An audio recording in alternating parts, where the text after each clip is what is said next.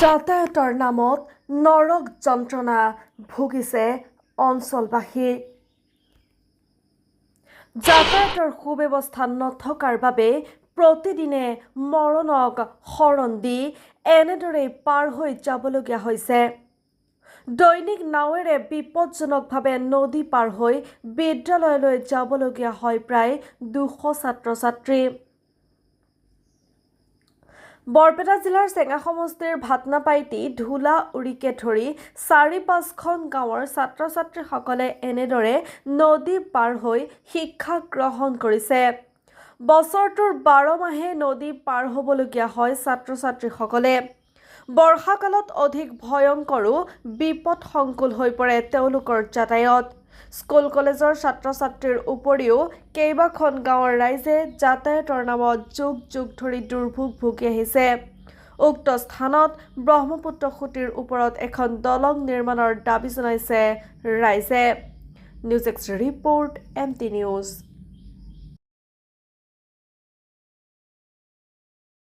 আমাৰ এতে অলপ ব্ৰিজটো দিলে ভাল হ'ব। ব্ৰিজটো দিলে আমাৰ এই যিমান ছাত্ৰ ছাত্ৰী আছে সকলে যাব পাৰিব, শিক্ষাৰ থেকে আগবাঢ়িব। কিমানজন ছাত্ৰ ছাত্ৰী অহা যোৱা কৰি আছে? 150ৰ ওপৰতে আছে, আনুমানিক কৈছে 150 মান হ'ব। কোনটো চৰৰ পৰা ক'লৈকে যায়? আমাৰ ইয়াতে 3-4টা গাঁও আছে, এই 3-4টা গাঁৱৰ পৰা মানুহ আহি আছে। নাম কি গাঁওখনৰ নাম আমাৰ এই কালাইচৰ বুলি কয়, আৰু 1 নম্বৰ ভাতনামাটি, ধুলাউৰি এইবিলাকৰ পৰা আহি আছে। ক'লৈকে যায়?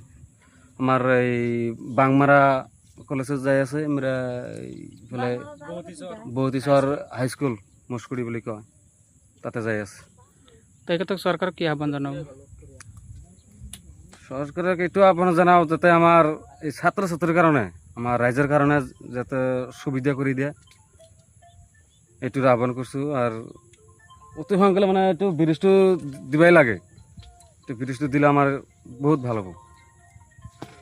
এইটো মই চৰকাৰৰ কাছে আহ্বান জনাইছোঁ যে আমাৰ এইটো সুবিধা লাগে, ছাত্ৰবোৰৰ যোনটো সুবিধা লাগে, নিজৰো যোনটো সুবিধা লাগে, আৰু তোমাৰ পাব্লিকেৰ যোনটো সুবিধা, সেইকাৰণে মই চৰকাৰৰ কাছে আবেদন জনাইছোঁ যে এইটো ব্ৰিজটা হ'ব লাগে। কিমানজন ছাত্ৰ ছাত্ৰী এই বিপদ সংকল্প যাত্ৰাত মানে অহা যোৱা কৰি আছে? 150 মান ছাত্ৰ হ'ব। ক'ৰ পৰা ক'লৈকে যাই আছে?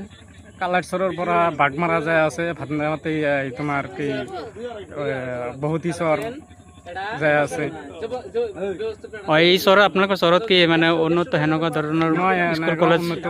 স্কুল নাই, বহুতো স্কুল আছে, তোমাৰ মাটিয়া যাব লাগে, মাটিয়া যোৱা নাই, কৃষ্ণী যাব লাগে, তোমাৰ পুৰেণ দলগমা যাব লাগে। শিক্ষামন্ত্ৰী আৰু চৰকাৰক কি আহ্বান জনাব? এইটো শিক্ষামন্ত্ৰীয়ে এইটো আহ্বান জনাইছোঁ যে ছাত্ৰসকলে এইটো আমাৰ বাঢ়িবগলে স্কুল হ'ব লাগে।